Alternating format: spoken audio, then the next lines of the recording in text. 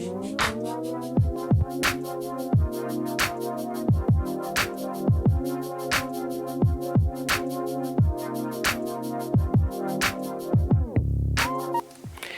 bonjour, je m'appelle Stéphane Bénard, je suis maître de conférence à l'université de Caen-Normandie et médecin au CHU de Caen. J'ai un double rôle sur l'Ultra Trail de Clécy. Le premier, c'est la coordination scientifique et le deuxième, c'est en tant que chercheur. Et ma spécialité, on travaille sur l'oreille interne et tous les problèmes d'équilibration. L'oreille interne, c'est un petit capteur ici situé à l'intérieur de l'oreille qui nous permet de coder l'ensemble des mouvements, des déplacements que l'on fait. Et ça, c'est extrêmement important pour assurer notre posture, l'équilibre, la posture, et puis aussi l'orientation que l'on a dans notre environnement. Et en fait, c'est une fonction qu'on utilise dans la vie de tous les jours, c'est de se déplacer et d'aller d'un endroit à un autre et de savoir où on va. Et ça, c'est une fonction qui est très vite dégradée. Elle est très vite dégradée parce qu'elle fait appel à l'oreille interne, mais elle fait appel aussi à toutes les informations sensorielles, la vue, le visuel, et le sensitif, c'est vraiment les sensations du corps. Tout ça est intégré dans une zone du cerveau et ça fait évidemment, dès que le cerveau est un peu fatigué, a une double tâche, d'autres choses à faire, eh bien ça peut être dégradé, altéré. Alors, en conditions physiologiques, c'est pas trop embêtant puisque voilà, on peut s'asseoir, se reposer et puis on va récupérer et retrouver ses fonctions dans, on va dire, un état normal.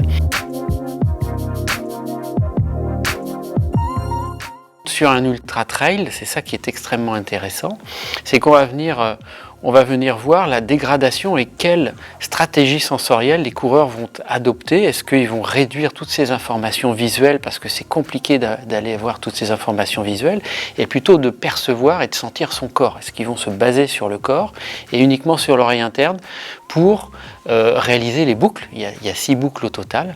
Et ça, c'est des stratégies relativement intéressantes puisque on a de façon en pathologie, eh bien c'est une fonction qui est très vite dégradée en neurologie, dans des maladies neurologiques. Chez les patients qui ont des vertiges, ce sont des fonctions qui sont très vite dégradées, cette capacité d'orientation et de se déplacer, et c'est très mal mesuré. Aujourd'hui on le mesure mal, on n'a pas les bons outils. Donc travailler sur cet ultra trail, et c'est comme travailler aussi sur d'autres expéditions scientifiques que l'on fait, comme Deep Time et le 4x30 jours, c'est mettre des individus qui vont parfaitement bien au début, et qui vont altérer, dégrader un certain nombre de fonctions, dont celle-ci. Et on a des différents outils, notamment des nouveaux outils de mesure par la réalité virtuelle et des outils de mesure embarqués qui vont nous permettre de mesurer très finement comment cette fonction d'orientation et d'équilibration se dégrade. Et donc c'est un modèle particulièrement intéressant qu'est l'Ultra Trail de Clécy pour pouvoir aller ajuster, travailler, développer ces outils et puis mesurer aussi ce qui se passe pendant la course.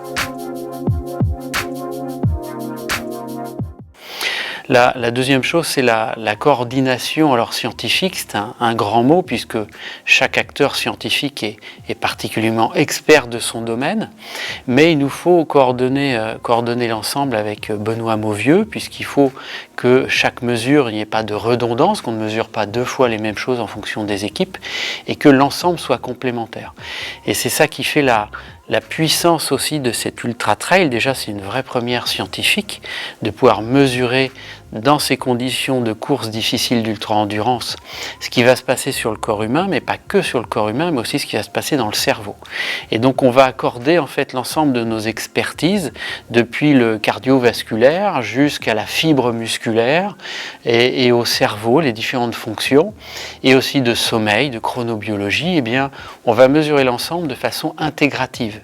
Et donc c'est ça un peu la coordination de l'ensemble, et coordonner tous les protocoles pour qu'en plus tout ceci se fasse dans un temps record. À chaque fois que les coureurs vont arriver sur la base, après chaque boucle, eh bien on va les expérimenter, et il faut que ça se fasse de façon le plus fluide et le plus, on va dire, exhaustif possible, sans oublier une seule mesure, mais aussi leur permettre des temps de repos suffisants.